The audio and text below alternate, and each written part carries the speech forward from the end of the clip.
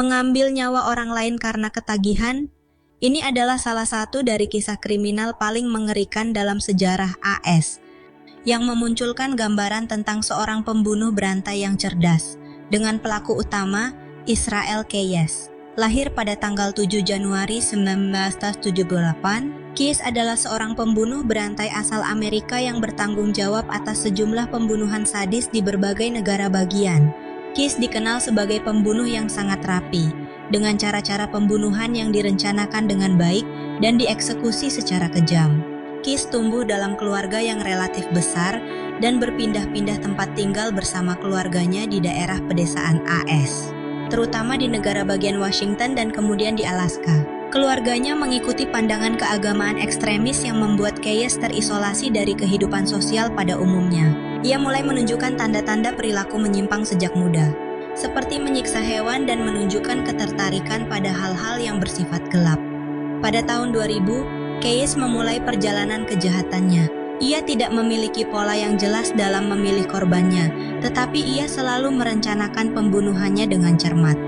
Ia menyiapkan perlengkapan pembunuhan yang berisi senjata dan alat-alat lainnya dan menguburnya di berbagai lokasi di seluruh Amerika. Ia menunggu saat yang tepat untuk menggunakannya. Keyes akan bepergian ke negara bagian yang berbeda, hanya untuk melacak dan membunuh korbannya, sehingga ia sulit dilacak oleh penegak hukum.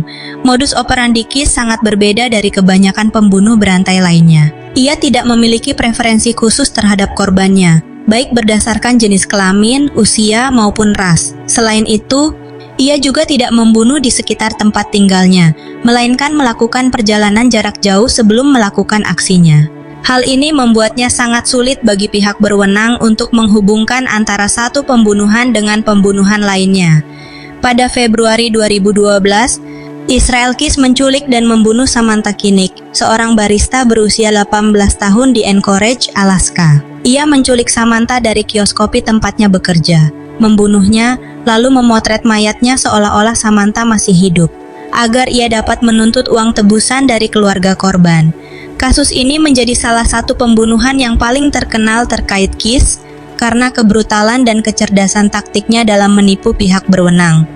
Namun pembunuhan Samantha Kinnick bukanlah yang pertama bagi Keyes. Ia diketahui bertanggung jawab atas setidaknya 11 pembunuhan yang tersebar di berbagai negara bagian. Dan mungkin lebih banyak lagi karena Keyes tidak pernah mengungkapkan semua kejahatan yang dilakukannya. Dalam setiap pembunuhan, ia menunjukkan ketelitian yang ekstrim dan kemampuannya untuk beroperasi di bawah radar. Keyes akhirnya ditangkap pada Maret 2012 di Lufkin, Texas, setelah mencoba menggunakan kartu debit milik Samantha Kinnick. Penegak hukum berhasil melacaknya melalui transaksi tersebut. Setelah penangkapannya, Keyes mulai mengakui beberapa pembunuhan yang ia lakukan, tetapi ia selalu menahan informasi penting. Ia menjaga agar penegak hukum tidak sepenuhnya mengetahui lingkup dari tindakannya. Keyes sangat senang bermain kucing dan tikus dengan polisi, menikmati peran manipulatifnya. Selama diinterogasi, Keyes menunjukkan sedikit atau tidak ada penyesalan atas tindakan sadisnya. Ia juga menegaskan bahwa ia tidak pernah terikat secara emosional dengan korbannya. Ia menganggap mereka sebagai objek yang hanya ada untuk memuaskan dorongan membunuhnya. Setelah ditangkap, Israel Keyes ditahan di Anchorage Correctional Complex di Anchorage, Alaska. Penjara ini adalah salah satu fasilitas penahanan utama di negara bagian Alaska dan menampung tahanan yang menunggu persidangan atau mereka yang menjalani hukuman jangka pendek. Keyes menghabiskan beberapa bulan di sana sambil menunggu proses hukum lebih lanjut. Pada 2 Desember 2012, Keyes bunuh diri di selnya. Ia meninggalkan pesan samar yang diinterpretasikan sebagai puisi gelap atau catatan terakhir. Isinya menggambarkan kebenciannya terhadap masyarakat dan pemahaman bahwa ia tidak pernah ingin menyesali kejahatannya.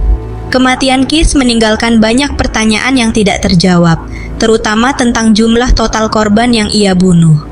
Meskipun Keyes mengakui 11 pembunuhan, ada kemungkinan jumlahnya lebih banyak karena banyak detail kejahatannya yang dibawa mati bersamanya.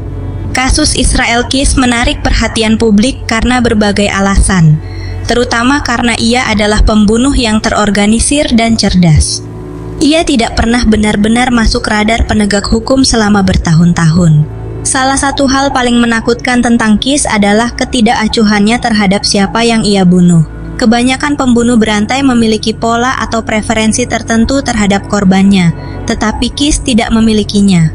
Ini membuatnya menjadi ancaman yang lebih luas, karena siapapun bisa menjadi korban berikutnya. Selain itu, kasus Keys menimbulkan pertanyaan tentang bagaimana seseorang yang memiliki kecenderungan kejam seperti itu bisa berkembang tanpa deteksi dini.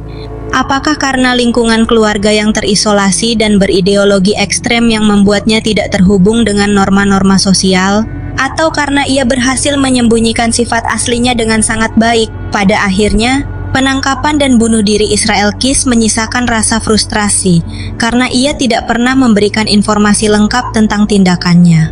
Ini membuat keluarga korban lain yang tidak diketahui kemungkinan besar akan terus berada dalam kebingungan dan kesedihan. Kematian Keys juga menyiratkan bahwa keadilan sejati bagi banyak korbannya mungkin tidak pernah benar-benar tercapai. Terima kasih sudah menjadi saksi di pelaku utama. Tinggalkan jejak like, komen, dan subscribe atau follow untuk dapat menjadi saksi kembali di pelaku utama. Ingat, jauhi kejahatan dan selalu pilih jalan yang benar.